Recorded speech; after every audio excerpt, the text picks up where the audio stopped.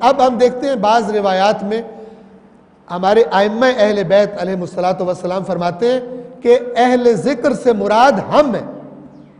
یہ برحق ہے. کیوں؟ اس لیے کہ رسول اللہ جب کفار کو مکہ میں تبلیغ کر رہے تھے وہ رسول اللہ کو مانتے ہی نہیں تھے.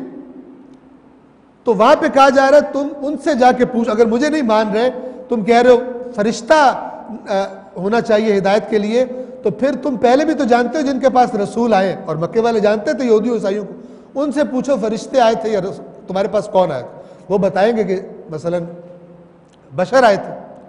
لیکن اب جب یہ زمانہ گزر گیا تو اب تو مسلمانوں کو ضرورت نہیں ہے کہ یہودیوں سے جا کے پوچھیں.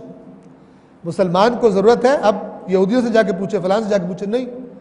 تو لہٰذا اہل بیت اطہار کہ جو امت کے لیے اس دین کو بیان کرنے والے حقیقی طور پر وہی ہیں, اب فرماتے ہیں کہ اب اہل ذکر ہم ہیں. اب نہیں کہ اب جو بات پوچھنی ہے ہم سے پوچھو, نہ کہ جا کر یہودیوں اور عیسائیوں سے پوچھو. اور آپ کو پتہ ہے کہ بہت ساری احادیث جو بعض یہودی بظاہر مسلمان ہو گئے تھے انہوں نے داخل کر دی جھوٹی خرافات پر مبنی, حتیٰ کہ تفسیر قرآن کے بارے میں بہت سی خرافاتی روایات شامل کر دی جن کو علماء تفسیر اسرائیلیات کا نام دیتے ہیں. اسرائیل یعنی وہ یہودیوں والے کام, تو یہ انہوں نے کام کیا. لہذا اہل ذکر اب اہل بیت علیہ الصلوۃ والسلام ہیں.